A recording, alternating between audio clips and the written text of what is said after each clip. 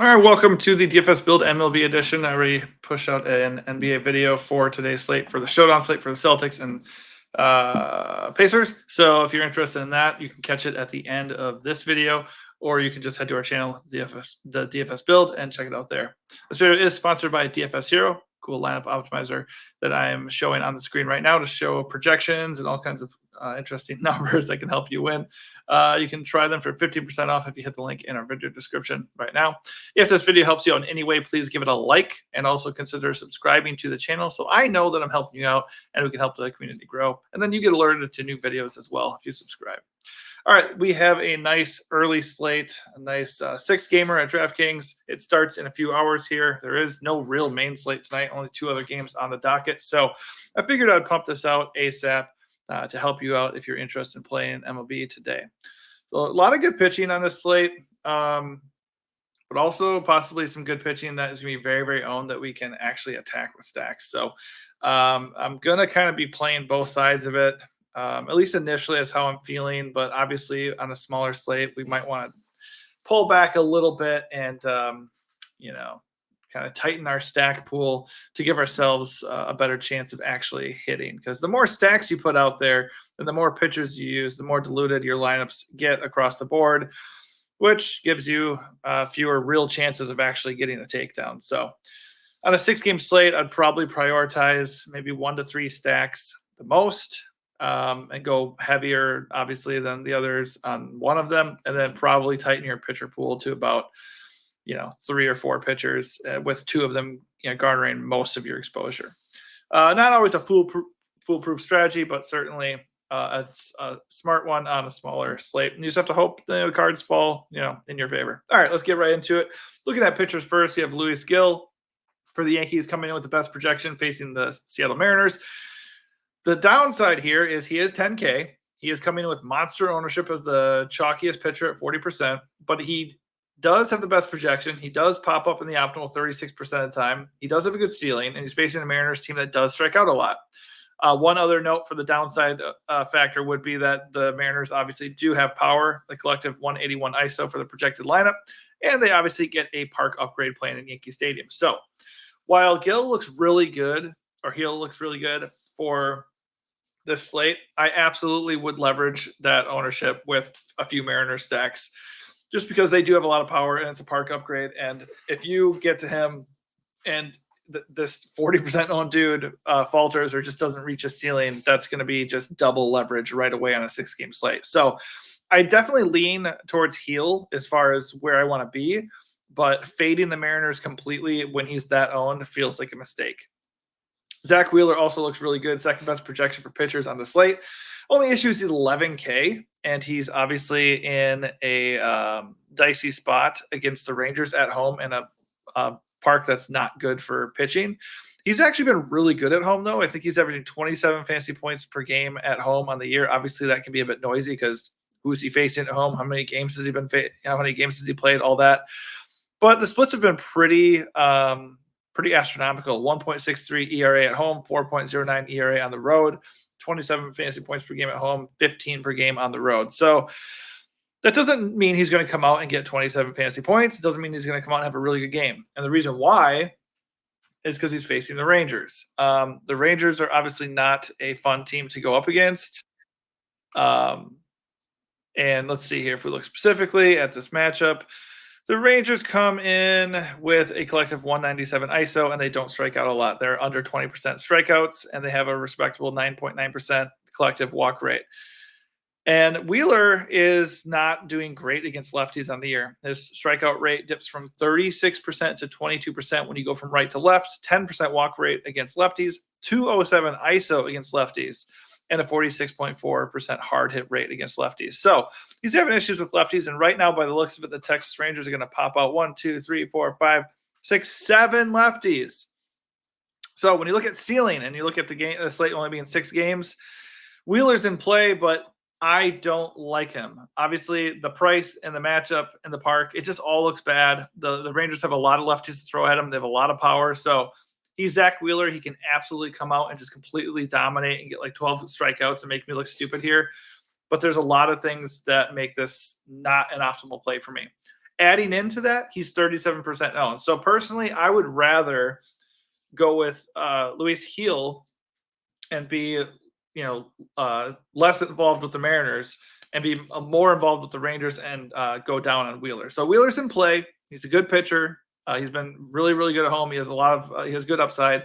But I feel like he's the one that would be a bit riskier here for me. Luis Castillo at 9K. Not really interested in him. His price is up a little bit. Obviously, he gets a major park downgrade, and he's facing a very explosive Yankees offense. So that's a big no thanks for me. I think he can remain in your player pool just because he does have upside.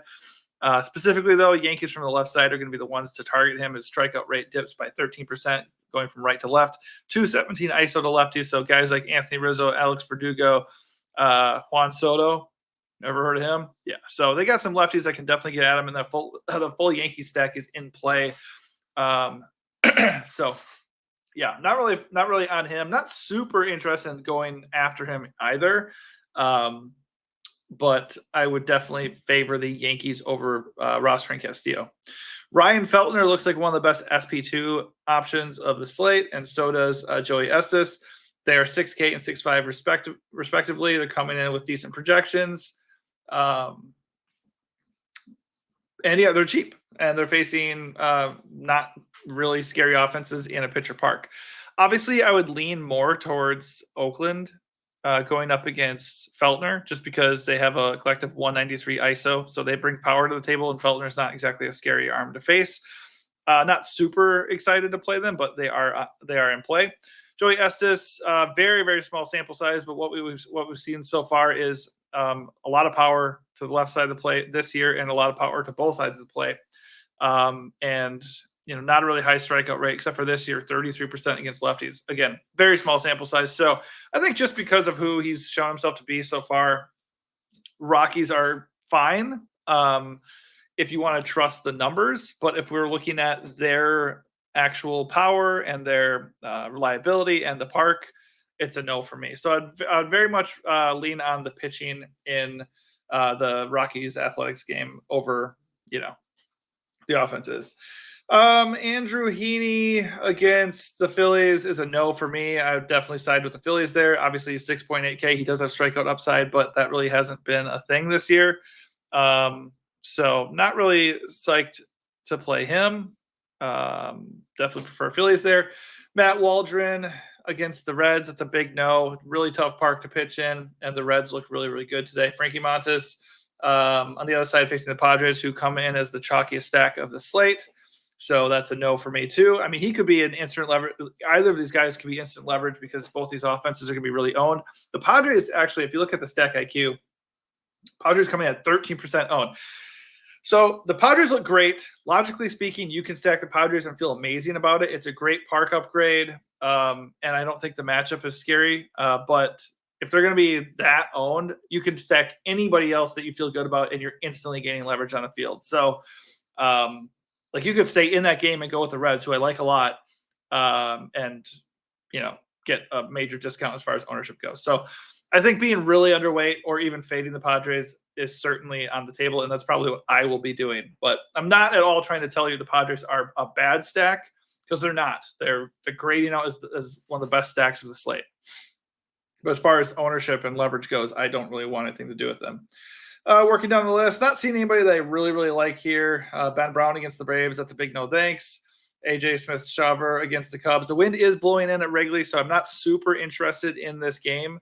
But if I did attack a side, I would just go with the Braves because they're the Braves. And then we have Mason Black, who has not looked good at all for his numbers anyways. So the Pirates might be a little bit of a overlooked offense here. I mean, it's really, really small sample size, but so far 10% K rate against lefties, 308 ISO, 280 ISO to both sides of the plate. A lot of contact he's giving up here so far. So I would start with Pirates lefties. A full Pirate stack is in play. Just keep in mind that it's traditionally a pitcher park, so I'm not super excited to go play Pirates. On the other side of the game, Paul Skeens is not in the player pool here. Let me refresh this real quick. See if it updates and puts them in there. Look at pitchers only. Yeah, he's not in there. Let's see. So I don't know. He's showing on DraftKings though, so as long as I'm not missing something, and Paul Skeens is still pitching, he looks awesome at 9.5K. He dazzled in his second game with like 37 fantasy points. Obviously, we don't need to expect that every time, but at 9.5K for the talent and the upside he possesses, that's too cheap in my opinion. So he's probably my favorite pitcher, with Luis Gil right behind him. The Giants obviously are a platoon-based offense that just kind of subs their guys out and adapt as needed. So I'm not ever really interested in stacking them. And this is a pitcher park against a talented pitcher, and they have a collective 25% K rate and just a 1.44 collective ISO. So definitely go Skeens here for sure. We don't have any ownership numbers here, but I would imagine he'll be fairly owned. Which, by the way, since he's not in the player pool right now, I'd imagine that would reduce the ownership for either Gil or Wheeler as well. As far as stacks go, let's see. So Padres obviously are good. I'm going to be getting away from them just to gain instant leverage. The Reds look awesome. Let me talk about them a little bit more specifically. They're facing Matt Waldron. His splits against lefties on the year, I mean, traditionally aren't good, but this year they're worse. 250 ISO against lefties, 11.5% walk rate, and a 19% K rate. None of that sounds really good. And the Reds have 6 lefties projected to be in their lineup and a collective 182 ISO. So in this park against Matt Waldron, the Reds look awesome. If they're actually going to be almost half as owned as the Padres, the Reds look like the obvious chalk leverage play here. Another interesting one to note is, like I said, Pittsburgh's fine, but if they're going to be like one of the higher owned stacks, I don't need to go to Pittsburgh in a pitcher park. The Cubs also are coming in with the third most ownership. I don't know how accurate that actually is with the wind blowing in. The matchup doesn't look very daunting, but with the wind blowing in at Wrigley, that just makes me not very interested. As we go down the line here, Mariners are an interesting leverage play if you don't really want to play Gil, or if you're just going to be underweight on Gil. They don't have a really high run total projection, but they have power and they're in Yankee Stadium. So I don't mind them. I just don't like that they're carrying a good amount of ownership right now. As we go down here, really like the Rangers as a low-owned stud offense in a bad spot. As far as, I mean, facing Zach Wheeler sucks, but 2 games ago, Zach Wheeler had -5 fantasy points. He can be had. It's a dangerous park to pitch in. He's going to face a lot of lefties and a lot of power. So Texas is very, very interesting to me. Obviously, they could get like no runs. Zach Wheeler is very good. But as far as the 6-game slate goes, unowned elite offenses are always fun to target. The Phillies are just expensive, but they have, I believe, the highest projected run total of the slate at 5.07. And they're facing Andrew Heaney, like I said, very, very vulnerable pitcher. So Phillies look really good, and they look even better if they're not going to be owned due to price. If we can go in and get one of those guys from the Oakland-Colorado game, and that works out, and we can maybe pair him with Skeens or Gil, and then we can get a full Philly stack, that would be pretty interesting. Because they're not going to be owned. Unowned Braves, like I said, the wind's blowing in, but if you want an unowned elite offense, Texas, Philly, Braves, they all look really, really interesting on this 6-game slate. Yankees are projecting for the lowest ownership. They're still the Yankees. They're still at Yankee Stadium. And Luis Castillo is a good pitcher, but this is not a good spot for him. And we can start with the lefties and feel decent about a low-owned full Yankees stack. All right, that is going to do it for me. Hopefully this breakdown helped you a little bit. Hopefully you see some clear areas that we can attack. Obviously, it's a 6-game slate, so a full 5-man stack isn't necessarily always going to be necessary. How many more times can I say necessary, right? I do think I will be approaching it with a 5X, which means I'll go a full 5 stack for my favorite stacks. And then probably trust the lineup optimizer to get me where I need to go with the other 3 plays. And if they're just terrible, then I'll just make my own pivots.